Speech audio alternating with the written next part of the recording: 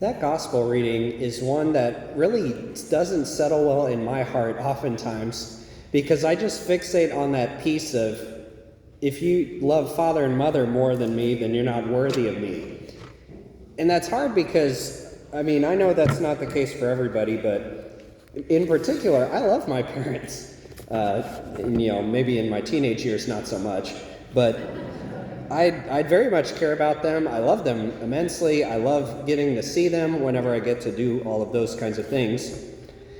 And so I read and hear these kinds of things and think, well, do I need to lessen my love for them? Should I not love them so much so that I can love Jesus more? But I don't think that's what Jesus is saying here. I would dare to say that Jesus is saying, you know how much you love your parents?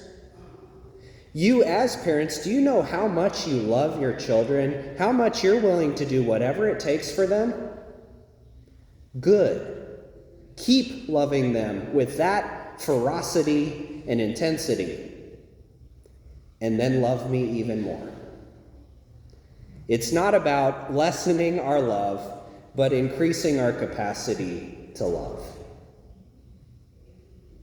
That's the long and short of what I want to say today, because what does that ultimately look like? But it's dying to self. Not because we're such a morbid religion and we think that we need to deny ourselves all sorts of good things, but if we love things without their appropriateness, then we're kind of messed up and twisted around.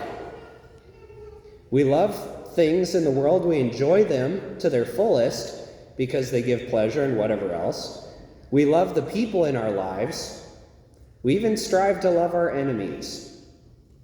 And above all of that, we love Christ, who is giving us this very tall command. It's like whenever he talks about those wine skins that you don't pour old wine into new, you don't pour new wine into old wineskins, because the fermentation process in new wine hasn't finished yet. And so it would actually stretch out the bag until the bag would burst.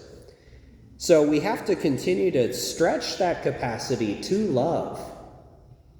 That's why we deny ourselves all sorts of things in fasting.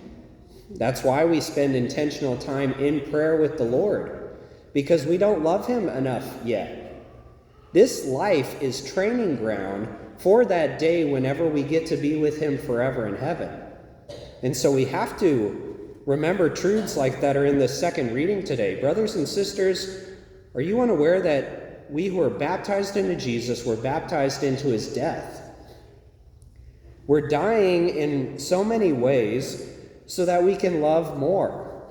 We die to the things that don't actually draw us closer to Christ and closer to one another out of love.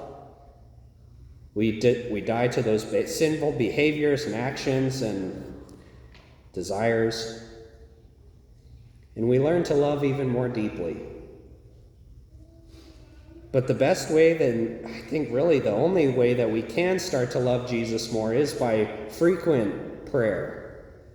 Intentional prayer. Intentional spending time with him. Just like I know I want to spend time with my family because I care about them and want to see them. And that increases my capacity to love them even more by learning their stories, by learning what's going on in their lives. It's the same thing with Christ. So don't love anybody any less. That's not what Jesus is saying. But love more.